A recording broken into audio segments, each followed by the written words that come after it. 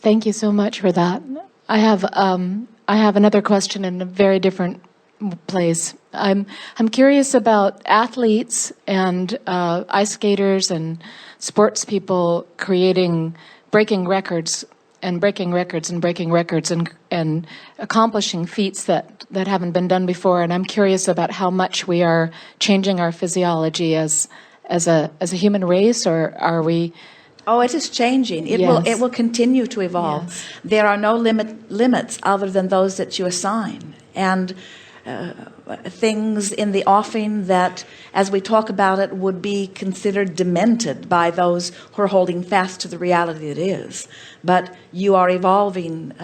You are evolving as a species faster now than far faster now than in the time that you've been able to track before, as you are digging up your ancestors' bones and so on. So what happens is, as you compete with one another athletically, you stimulate desires, you send rockets of desires, and then as each of those who precede you experience something that you have not seen before, it causes you to improve your expectation. And so you work very well with one another. Your competition causes you to want more, and then your view of one another's accomplishments causes you to close the gap. There's something that you could do that would cause the evolution of this even faster, and that is if your competition could be more loving.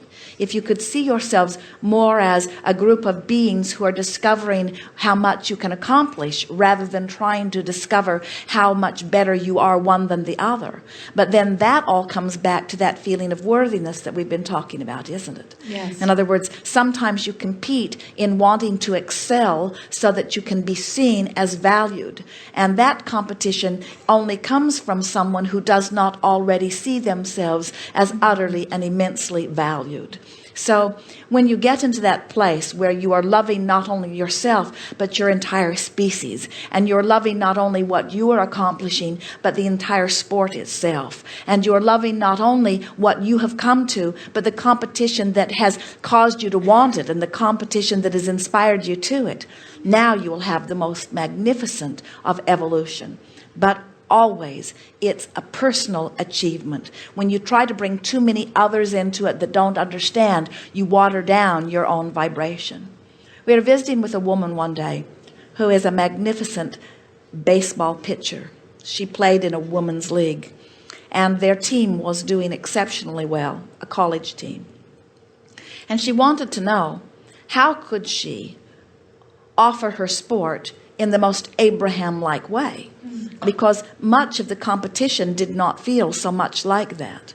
And we said, stand on the mound and look at the person who is standing there with the bat, waiting for you to throw the ball. And in your mind, say to that person, I am going to throw you the most incredible ball that has ever been pitched in your direction. And I want you to hit it. Because if you do, you will be the most amazing batter I have ever seen.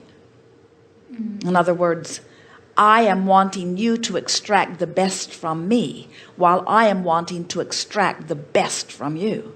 And we said, in that attitude, you are in alignment with the loving being that you are. You're having a wonderful time in this game, and almost no one will ever be able to hit your ball. So those of us who are perhaps not the professional athletes or the professional musicians or dancers, and I'm a dancer myself, but not professional, what is my contribution as a learner, as someone who's improving my ability, even at the level that I'm at? Obviously, it's for my own joy. Is there also a way in which those of us who are doing these activities as hobbies are adding to the collective involvement? Everything that everyone is doing adds to it. And this is something that we so much want you to hear. We feel the power of your question, and we're going to reach for an answer that is proportionate to it, because the significance of that which you are cannot be measured by trophies. It is measured by the joy that you feel. Mm-hmm. And do you really think that the world needs another painting? or another record to be broken. It isn't that the scientist who discovers the new formula, or the physician who discovers the new medical technique, is not more valued than the amateur dancer who discovers a new level of joy in the dance. You are just not being measured and judged and rewarded in that way.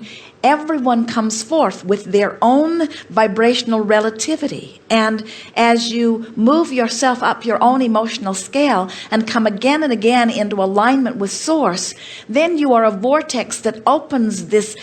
It's like a satellite dish beaming a signal. And through the power of your and clarity of your example, you then are the uplifter that you intend to be. You do not need a monument with your name on it, or a world who shouts your name in awareness of your power. Your true power comes individually every time you align. And every alignment is as significant as every other alignment. And in fact, one who goes from despair into anger is as revered as one who goes from despair all the way into ecstasy, because every bit of it summons Source and adds value. Sometimes people will say, Esther, I think it is so nice that you contribute in such a powerful way. And we say, we think it is nice that Esther has managed to bring herself into such vibrational alignment that she can seamlessly express on the behalf of the likes of us. But who gets to decide which is more valuable here? Esther's open vortex, which allows the answer, or you living the nitty-gritty of life, which supplies the question? It's all part of the expansion that we are all enjoying out here on this leading edge of creation, you see. So our message to all of you is, please do not underestimate your power and your value.